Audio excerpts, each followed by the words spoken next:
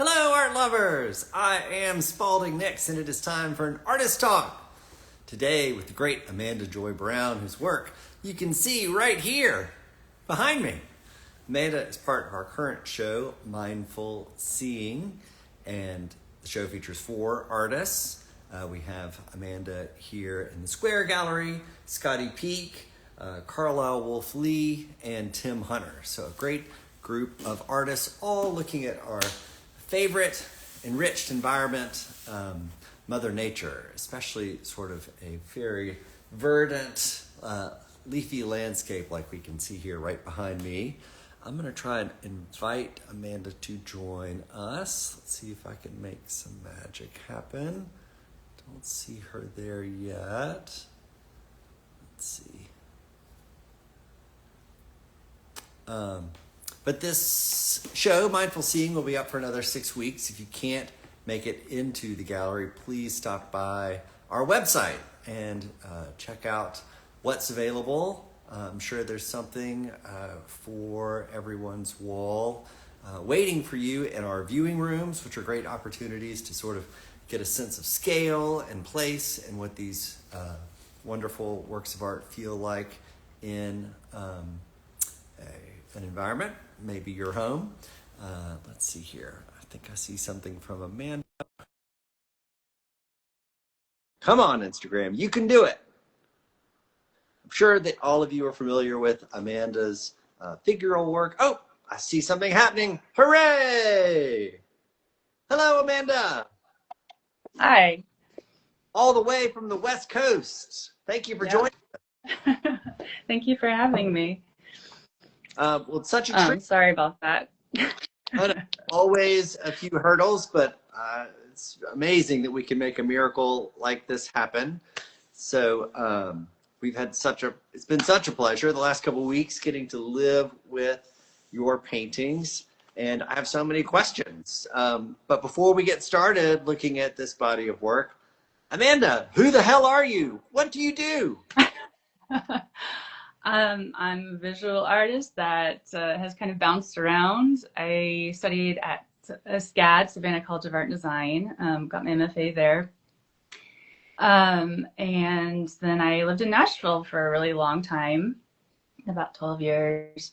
And I was part of Ground Floor Gallery and Studios Co-op, and I also did some teaching at several of the universities and colleges, and had my studio practice going the whole time as well. And I've really, really loved working with the figure, but I also have a love for landscape, which I actually hated when I first started painting. I did not enjoy doing landscapes. And the more I did, the more I, delved into like the nature of paint and color and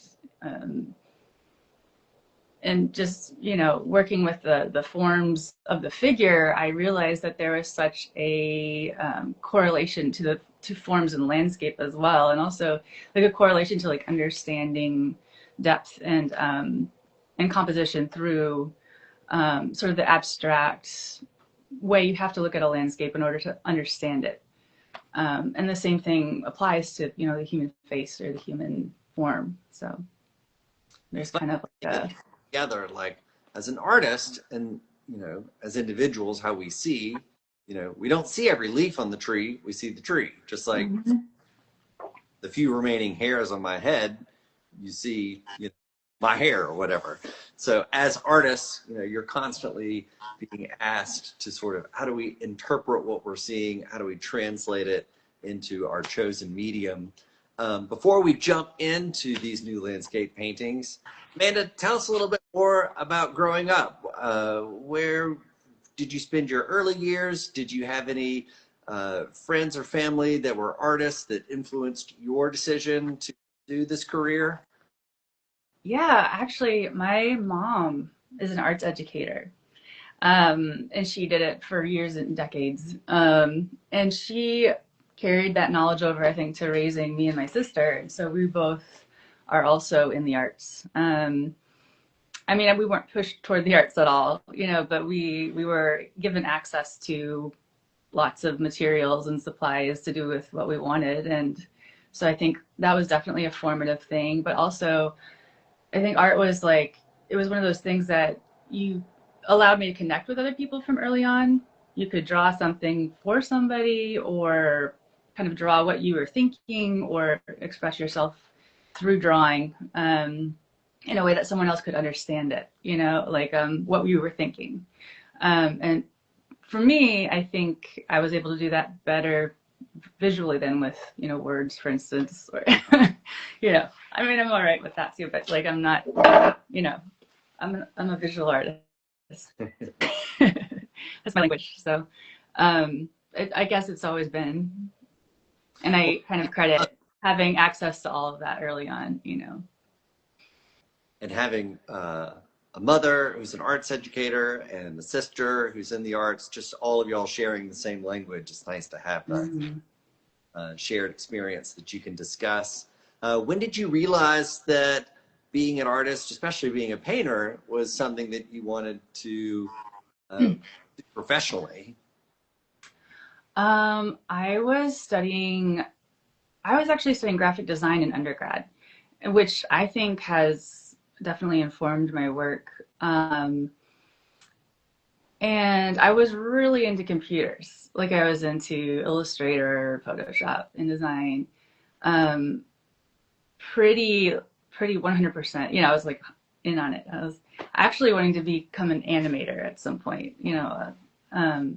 But then I took a painting class and I did not want to take the painting class because I had tried painting earlier and I was like, this is not for me.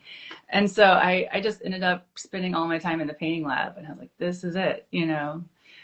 So from there on out, I've just painted pretty much, I love drawing. I love anything, obviously, because I also draw with my paint quite a lot.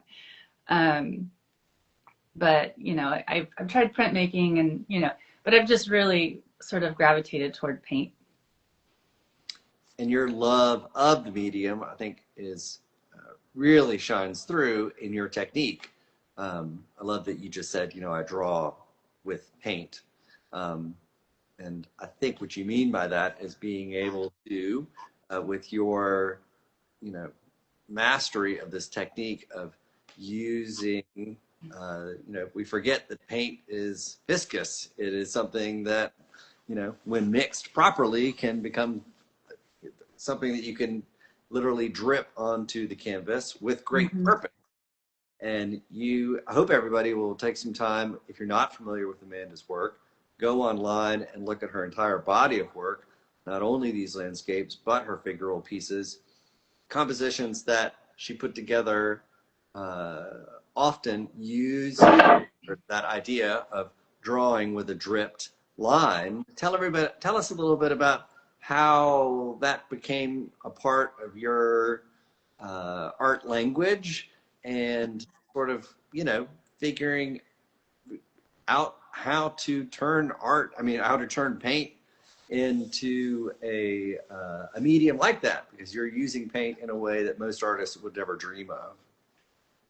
Um, I mean, yeah, historically, we have so many options available to us now that we never have at any other point in the history of art. Um, and, I credit all the scientists for that. um, Golden had, they were at an art fair, like a materials, fair at SCAD. And I bought one little pot of clear tar gel. And I was like, what am I going to do with this? And so it sat in my studio for a really long time. And then eventually I just decided to mix like a color with it and started playing with it and realized it had this really fun quality of creating these sort of very graceful, but also sometimes awkward lines that I really liked. And I'm someone that can also tend toward being super precise. And I have fluctuated back and forth with that a lot, like loosening up and then tightening up and I think one of my favorite classes I student taught. I mean, I wouldn't say a student. I helped with was like a Jan van Eyck materials and techniques class. So the students worked on one piece the entire semester, and it was like an 8 by 10. Um, and they just focused and did all these little details, and I love that stuff. But I also really love being able to loosen up, and this medium was able to like allow me to be a little bit more imperfect and precise, and the imperfections of the medium I think gave a really beautiful quality to the line work, and sort of allowed me to just kind of move on and allow some of the unintended marks to become part of the aesthetic in composition. So And yeah, that, and wow, oh, go ahead. I was going to say that the purchase of one golden product sort of opened up a new world for you in terms of allowing yourself this wonderful push and pull that most artists experience if they are challenging themselves of sort of loosening up, Hmm. loosening up and focusing. So I think it's so cool that all those years ago, that purchase, you continue to see ripples from that in your current work. Yeah, and I still love exploring sort of the tactile and textural capability of paint because there's so much you can do with it. And I think even that I have the raised line that kind of creates that framework to the piece, but there's also like a transparency and sort of a layering effect that's very physical when you see it in person. It photographs one way, but you experience it in person in a variety of lightings in completely different ways. And so there's a very material or physical quality to it that I really, really enjoyed. And again, if you can, come and see the show in person because I love that physical quality. I mean, I can feel the raised drip painting that's being done here. And then I love that you sort of gave drip painting that's being done in these landscapes real emphasis by keeping the rest of the sort of paint almost like there's some sort of field around the drips, uh, Mm-hmm. keeping the paint away from it. Um, why don't we go ahead and turn the camera around so we can talk about these beautiful paintings and more about your technique and what you're after with this work. Let me see if I can flip this back. Cool. Why don't we start? This is a great place to start with this beautiful triptych. Um, so this one's really fun, I think, for all of us to see. These are 3 paintings. And again, that wonderful line that we were just talking about, that dripped line, you can see weaving its way, carving out these shapes, creating these portals in each canvas. And then I love how you used red, blue, yellow primary colors to really emphasize what's happening with this line work that you're doing in these paintings. I know that you just moved from Nashville to California, so this is, I would assume, an exploration of a new landscape. Tell us a little bit about moving back and forth between the figure and the landscape and what excited you about the landscape for this show. So I've been working with complexity for a long time. I've been working with the subject of crowds, which is, lots of faces, lots of people, lots of postures and angles and expressions and clothes and lots of different details and elements. And I really enjoyed sort of the cacophony that I found in landscape as well, because there's so much to see when you go out and look at any sort of land, even if it's just like a desert that feels barren. There's so much complexity, and I've always been drawn toward complexity and kind of chaos. And the line, I guess, is my maybe subconscious effort to find my way through the chaos and create structure. And I think crowds were that, crowds sort of started from this idea that you could sort of observe something and sort of weave your way through it with a line. And this landscape practice is really similar because I have, I really love hiking whenever I can. I can go out and there's just so many beautiful things to explore around here. And the terrain and the foliage is a lot different than it was in Nashville. And the everything, the kinds of plants that grow here, it's drier. It's more of a Mediterranean climate. So you have like a lot of succulents, and you have then you have these, the redwoods, of course, and then the just like the variety of plants are a lot different than they are in Nashville, and they're around seasonal. They're around all season too, because the weather here is pretty stable. Um, I mean, some things wax and wane, but for the most part, like you can grow strawberries year round here.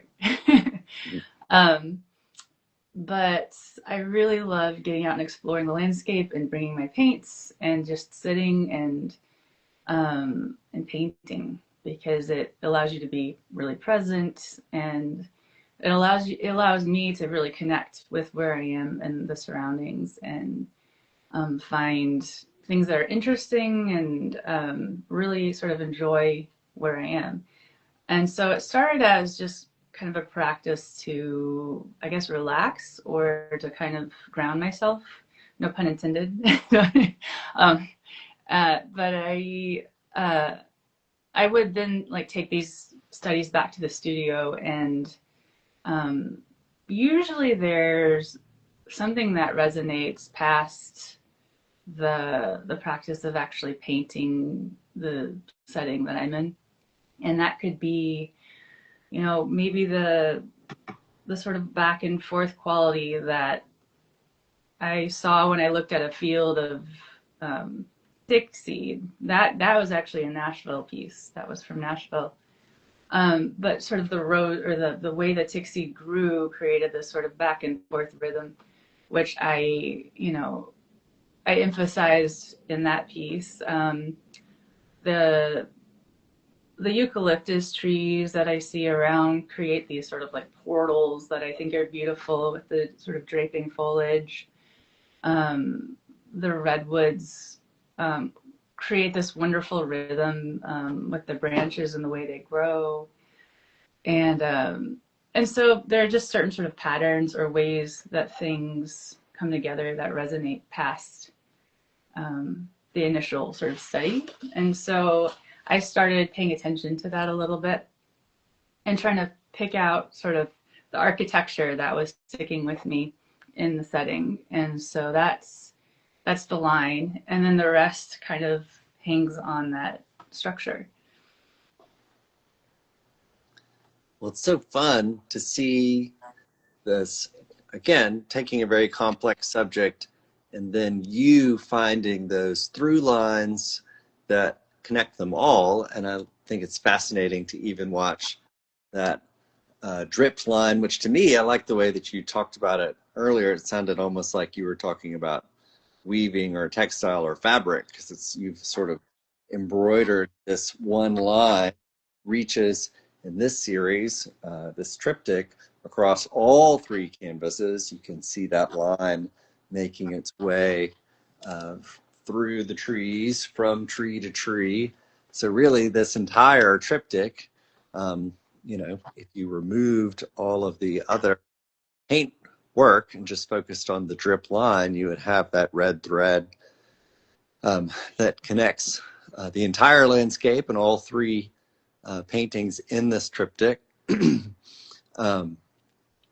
When I look at these paintings, I really see sort of your exploration of a new landscape being in California, because to me really do feel like you exploring this new backdrop that is your home. And I love the idea, and something that we can all do if you really study something, particularly a landscape, bring your sketchbook, bring your paints out and really look, because that's how we best observe, is taking that information about these beautiful enriched environments and trying to make them our own.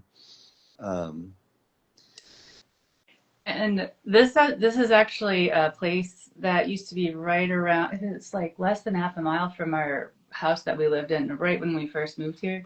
It's a place called Wildcat Canyon. Hmm. And I've painted it several times, but it's for me it was such a challenge because there were so many layers and there was like a lot of distance, and it changed because the hills turned golden in the summer and green in the winter. Like the grass dies in the summer because it gets really dry, and so the color of the landscape totally changes. So and some of these you'll start to see the gold creeping in Hmm. because the grass was kind of in the middle of transitioning from I think gold to green. um, and so my studies kind of covered a range of color palettes with even just like the basic ground cover. So I really, really loved that transition time and the colors that were brought out and the sort of the gold next to the super vibrant greens.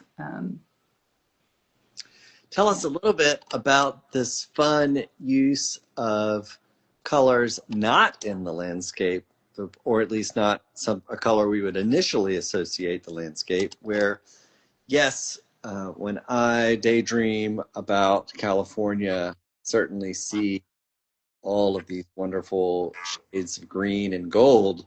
But then you have not only added this beautiful line to delineate the different shapes and forms that you're finding in the landscape, but also, I think we spoke about it briefly at the beginning. I love that there's this moment where uh, it's almost like, uh, you know, this is an electric line that has its own power or glow, or it's keeping the rest of the landscape at bay. So that's a fun push and pull between this very abstract idea and then your representational take of the landscape. Tell us a little bit about that electricity, that beautiful, often more saturated color. You can see there's purple and orange and yellow being used here in these paintings, whereas here we've got that wonderful yellow and blue and red sort of, again, it's almost like they're backlit, but there's this Mhm. wonderful uh, colorful light surrounding those lines, pulling the viewer in. Um, Very different to me than what I feel like I know from your figural work. Just tell us a little bit about those decisions as an artist. Is your goal to really push those dripped lines forward so that we will take note of them? It was kind of nice. We can move back and forth between the sort of structural ideas that you're exploring and then back to maybe the more comfortable landscape. Um, what is it that you hoped to capture with this series? So the sort of foundational color of all the pieces are actually pretty light layers, pretty light washes. And what happens is the light really travels through the layers of paint and bounces back to your eye in a really striking way. But once you start layering sort of more opaque colors on top of that, you don't quite have that light bounce. And so um, it was a really fun thing to play with because once that initial layer is covered, it's gone. So you really have to work to preserve that sort of line as you're painting. And I love how it kind of sparkles. It has like a sparkle quality because the thick and thin of the line mixed with the sort of imperfect brushwork around the sort of halo, I guess, it creates sort of more of a sparkly effect, I think. And I really enjoyed that energy. The line work was meant to sort of stand out, but not. I mean, in some pieces I like it to stand out more than others, and some pieces I like it to kind of come forward and go back at different points. Um, but the underlying color is is something that I really love to play with because it creates a different framework on which to layer the other colors on top. And so sometimes I'll think, oh my goodness, that light felt really purple, or that light felt really ultraviolet, or, I just felt like this piece was really warm or really, uh, the color that I start with is kind of an exaggerated version of the memory of color I had from the time being in that place. Well, so one thing that I've been doing with this work, which clients always love to see, I always say that a great painting should do well in the dark. So what's cool about your work is because of that strong sense of lights and darks and contrasts, where you've got really bright colors right up against dark. So you have, again, that sort of halo around the line, but the line itself is pretty dark, creating that contrast. And that's what makes this two-dimensional surface feel like, uh, you know, something that's three-dimensional, something that has depth, something where I feel like I could reach out and grab that beautiful dripped line that you've created. And it's so fun to see that in the dark, in a way, those lights and darks really do get emphasized. And most of us don't live in a house with 1,000 lights in the ceiling, so it's always nice for people to see how beautiful work can be, even when it's not being blasted with light. That. Yeah, I actually move all the pieces to different kinds of lighting sources before they go into a gallery. So I test them out in bright light and dark light and uneven light. And if I don't feel like it can if I don't feel like it can transfer between those kinds of lighting, then I modify it. I work on it more. So I'm really glad to hear that. And all the artists out there, that's a great tip. It's easy to get lost in the subject or color or form. It's often lights and darks where we could see, where pushing those lights and darks, there could be, room for that. And also for clients, art collectors, art lovers, if you're interested in a piece, ask to take it out on approval, live with it for the weekend, see how it reacts to the light in your home, not just at midday, but in the morning over cereal, in the evening over a glass of wine. Watch the painting change and see if it, feels right in your space. Hopefully it will lock right in, but it's definitely something you want to experiment with if you can before you put a red dot on something.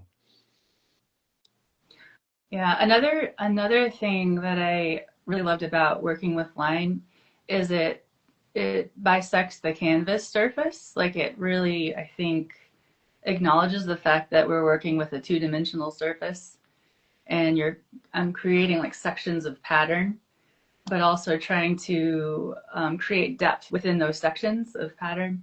Um, I think I'm trying to vacillate between working um, almost in a quilt, like a quilting, um, with quilting in mind, because you have these like sections that are kind of um, either sectioned off from each other or that connect, and they're sort of filled with texture or pattern.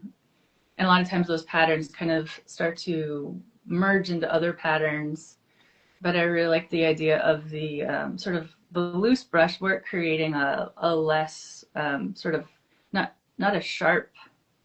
um, a sharp area, but a very sort of diffuse, energetic area, sort of contained within this crisp line work that creates that sort of structure that brushwork can be a little bit more free. Which I love because you can look very much at the shapes that are delineated by the line work. And as puzzle pieces, independently, this becomes very abstract. But just the fact that you took this shape with these colors, brought them against this shape with these colors, it's so fun to see once they all lock into place how the landscape starts to reemerge.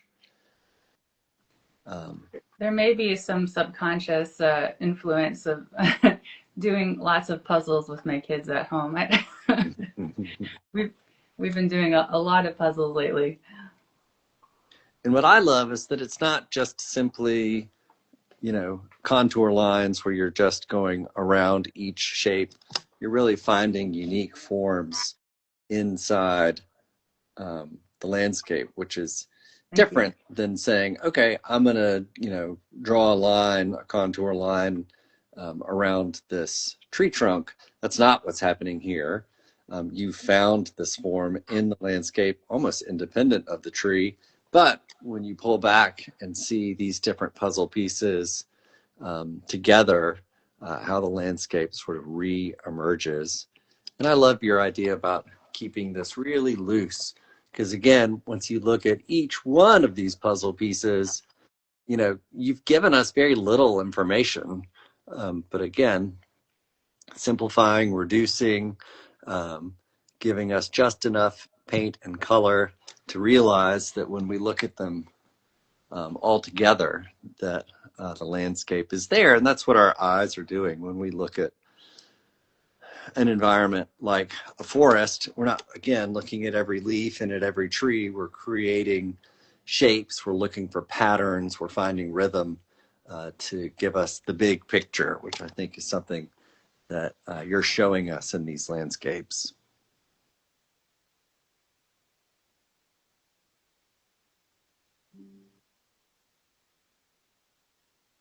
Oop, Amanda, I hope you can hear me. It looks like you are somewhere in the Instagram loop. So holler if you can when you come back.